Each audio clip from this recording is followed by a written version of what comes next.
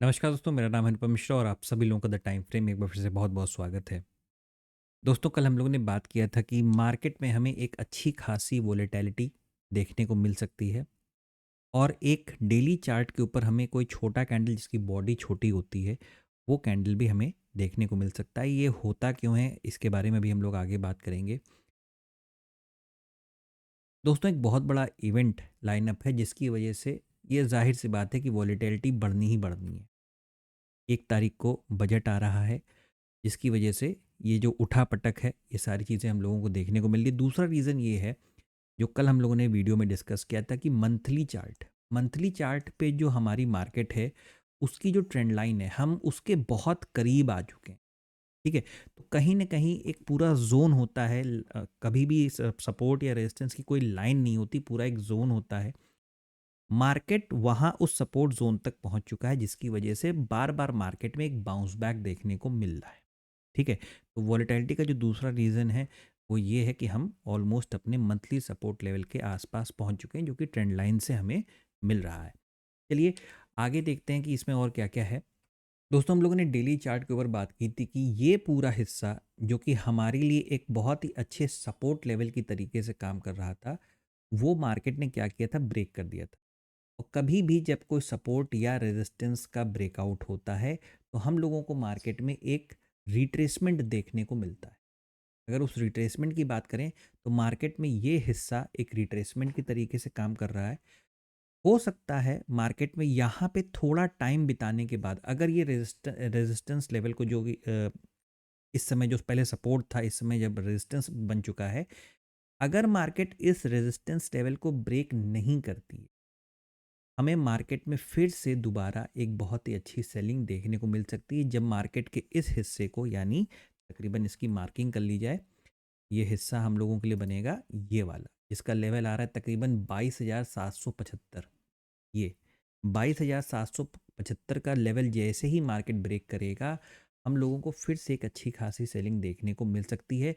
जब तक इसके ऊपर देखिए मार्केट कहीं न कहीं आपको फँसता हुआ नज़र आए। फँसता हुआ मतलब कि ये पूरा हिस्सा, यानी तकरीबन 23,400, 23,400 का हिस्सा आपके लिए एक बहुत ही अच्छे रेजिस्टेंस के तरीके से काम करेगा। और 22,775, 22,775 का लेवल जो है, हम लोगों को एक सपोर्ट की तरीके से काम करता हुआ नज़र आए। ठीक है? तो हो सकता है कल की डेट में भी या आने वाले दिनों में हमें मार्केट यहाँ कहीं पे स्ट्रगल करता हुआ नज़र आए। स्ट्रगल मतलब कि इन दोनों या इस रेजिस्टेंस और इस सपोर्ट के बीच में कहीं पे ट्रैवल करता हुआ नज़र आए। और वक्त आने पे जिस तरीके से मूड माहौल दिखाई दे रहा है मार्केट का, देखिए बजट वाले दिन तो एक इवेंट वाला ये मार्केट रहेगा कि जैसा बजट होगा उस तरीके का रिएक्शन हमें मार्केट में देखने को मिल सकता है। लेकिन हम अगर हम एक नॉर्मल ट्रेडिंग सेशन की बात करें, तो आने वाले वक्त में हमें यहाँ पे और ज़्यादा फॉल भी देखने को मिल सकता है।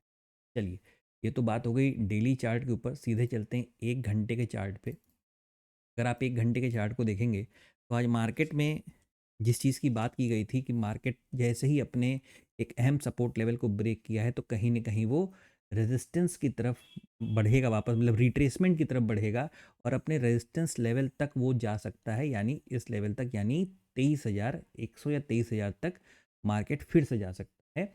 और उसके बाद वहाँ से वो फिर से अपनी वापसी करना चालू हो सकती है। देखिए कल की डेट में करना क्या? कल की डेट में जब तक मार्केट, ये जो आप स्विंग देख रहे हैं, ये स्विंग, जब तक मार्केट यहाँ पे थोड़ा सा टाइम बिता के दोबारा इस स्विंग को जब तक मार्केट क्रॉस नहीं कर देती है, तब तक मेरे ख्याल से कोई ट्रेड आप ऊपर की तरफ का प्लान ना करिए। देखिए अभी जो हम लोगों ने बात किया कि हमारा जो मेजर रेजिस्टेंस और सपोर्ट है, यानी ये हिस्सा और ये हिस्सा, अगर आप रेजिस्टेंस वाले पार्ट को देखेंगे और सपोर्ट वाले पार्ट को देखेंगे, तो सपोर्ट लेवल से मार्केट में क्या आती है, बाइंग आती है, और रेजिस्टेंस लेवल से मार्केट में क्या आती है, सेलिंग आती है। चलिए इसको थोड़ा सा छोटा करते हैं, अब इस चीज़ को समझते हैं। ये देखिए यहाँ पे हम लोग क्या करते हैं, एक लेवल बना लेते हैं। और हम लोगों ने बात भी किया था कि मार्केट में जब तक 23,500, जब तक मार्केट में 23,500 का लेवल पूरी तरीके से क्रॉस नहीं हो जाता, मतलब ये एक इमीडिएट लेवल की बात कर रहे हैं, 23,500 पहला पड़ाव है आपका। वरना जो एक अच्छा लेवल है वो कौन सा है, तकरीबन 25,000 आपका दूसरा पड़ाव है मार्केट का। जब तक ये दोनों लेवल मार्केट क्रॉस नहीं कर देती पूरी, अगर अगर 23,500 क्रॉस कर भी गई तो हो सकता है 25,000 से दोबारा नीचे की तरफ आना चालू कर दे। तो इस चीज़ को थोड़ा सा अभी हम लोग को कैसे चलना है, जो कल हम लोग ने वीडियो में बात की थी, बिल्कुल उसी तरीके से चलना है। सेल ऑन राइज की मार्केट को समझते हुए चलना है। 15 मिनट के फ्रेम पे भी हम लोग ये भी समझेंगे कि मार्केट में किस तरीके का रिएक्शन के लिए। चलिए,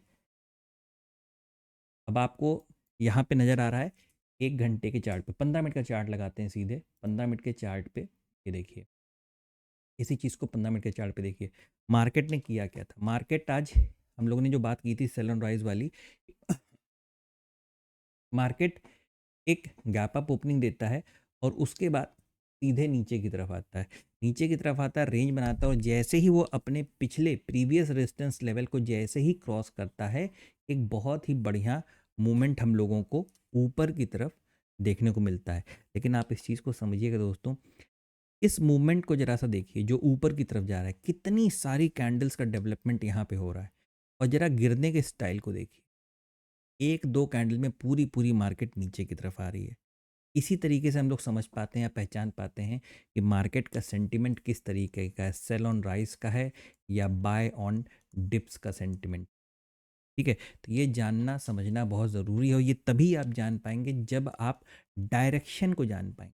अगर आप डायरेक्शन को नहीं पहचान पा रहे हैं, नहीं समझ पा रहे हैं, तो आप सेंटिमेंट को भी नहीं समझ पाएंगे, क्योंकि डायरेक्शन से बड़ा कोई सेंटिमेंट है ही नहीं। ठीक है, चलिए दोस्तों, अगर कल की डेट के लिए 15 मिनट के चार्ट पे हम लोग बात करें, तो आपके पास दो मेजर स्विंग, मतलब सिर्फ इंट्राडे के लिए बात कर रहे हैं, एक तो ये हो गया और एक ये वाला हो गया। यानी ये हिस्सा, इस हिस्से का मतलब ये हो गया का लेवल आप नोट कर लीजिए, तकरीबन 23,000 जो आज का ऑलमोस्ट हाई था, 23,120 या 130 के आसपास, ये वाला लेवल 23,120 मान लीजिए या 130 मान लीजिए, ये लेवल।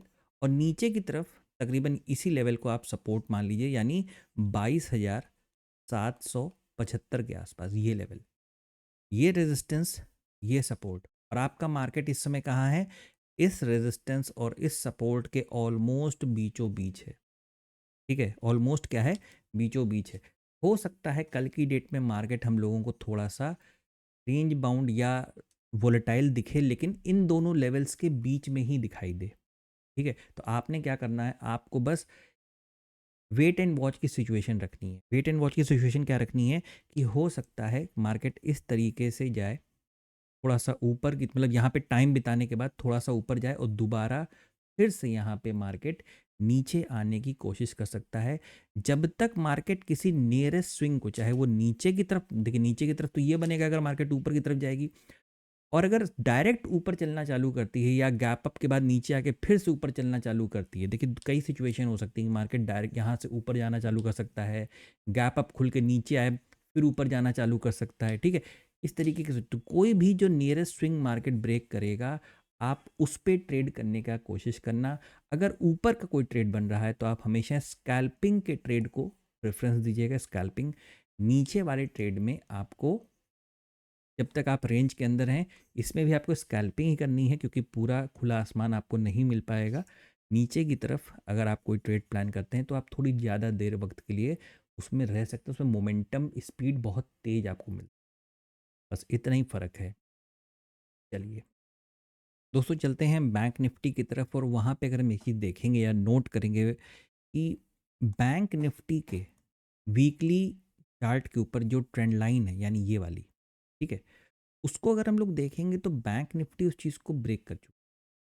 ठीक है, लेकिन वही चीज़ अगर हम निफ्टी में देखते हैं तो हमें क्या नज़र आता है, देखिए निफ्टी वाले पार्ट में अगर आप इस चीज़ को देखेंगे, और अगर आप, पहले आपको एक बार मंथली का चार्ट लगाना पड़ेगा ट्रेंड लाइन के लिए। ये देखिए, ये हमने लगा दिया।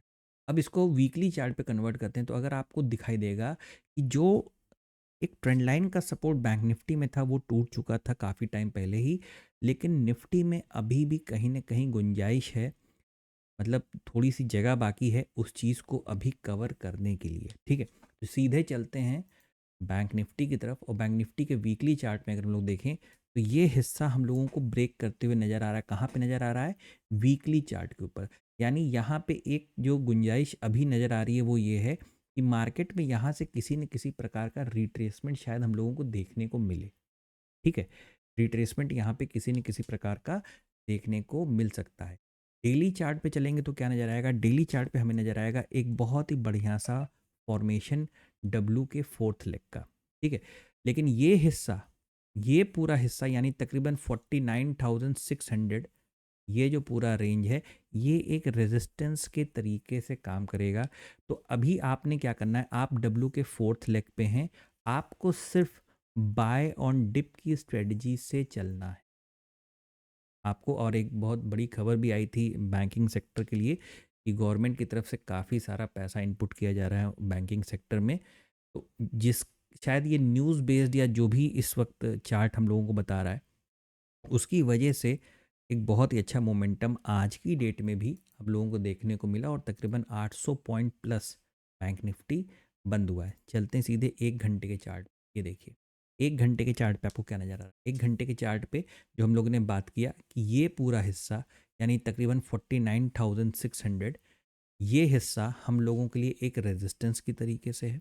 मार्केट ने यहाँ पे एक बहुत अच्छा स्विंग बनाया है। अगर मार्केट इस हिस्से को क्रॉस करता है, इस स्विंग को क्रॉस करता है जिसका लेवल है तकरीबन तकरीबन 49,250 के आसपास, 49,250 का जो लेवल है 49,250, इसको अगर मार्केट क्रॉस करता है तो जो अगला रेजिस्टेंस लेवल है यानी कि तकरीबन ये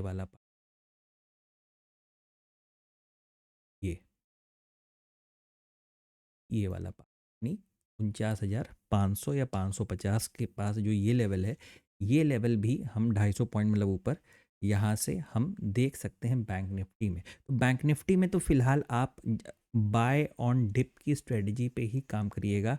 जैसे ही मार्केट 49,570 का लेवल क्रॉस करता है बैंक निफ्टी के केस में, हम लोगों को यहाँ पे शायद 50,500 तक का लेवल दिखाई दे सकता है। लेकिन उसके पीछे एक रीज़न क्या है, जब 49,500 का लेवल तकरीबन यहाँ से 1,000 पॉइंट ऊपर का मूवमेंट हम लोगों को दिखाई दे सकता है। बस ये लेवल यहाँ पे क्रॉस होना चाहिए। आपको सेलिंग के बारे में यहाँ कब सोचना है? सेलिंग के बारे में सिर्फ तब सोचना है जब मार्केट इस पूरे हिस्से को, जब मार्केट इस पूरे, ये जो आपको एक जोन सा नज़र आ रहा है, ये पूरा सपोर्ट का जो हिस्सा है, ये पूरा जब तक मार्केट इसे नीचे की तरफ क्रॉस नहीं कर देता, आपको बैंक निफ्टी में सेलिंग के बारे में नहीं सोचना है। आपको बस क्या करना है, बाय ऑन डिप की स्ट्रेटजी के तहत आपको काम करना है। ये स्विंग आपके सपोर्ट की तरीके से काम करेगा और ये स्विंग आपके इमीडिएट मतलब माइनर रेजिस्टेंस लेवल की तरफ काम करेगा। अगर मार्केट इसके ऊपर जाता है तो 49,500, और अगर 49,500 का लेवल भी क्रॉस हो जाता है कि बजट का मूड माहौल चल रहा है, सब सारी बातें बैंकिंग सेक्टर और बजट को लेके हो रही हैं, अगर ये क्रॉस होता है तो 50,500 तक का लेवल हम बैंक निफ्टी में आता हुआ देख सकते हैं। दोस्तों ये था एनालिसिस निफ्टी और बैंक निफ्टी का कल के लिए। आशा करता हूँ आपको समझ में आया होगा, अच्छा लगा होगा। दोस्तों अगर आपको एनालिसिस अच्छा लगे तो please like, subscribe and share my channel. धन्यवाद।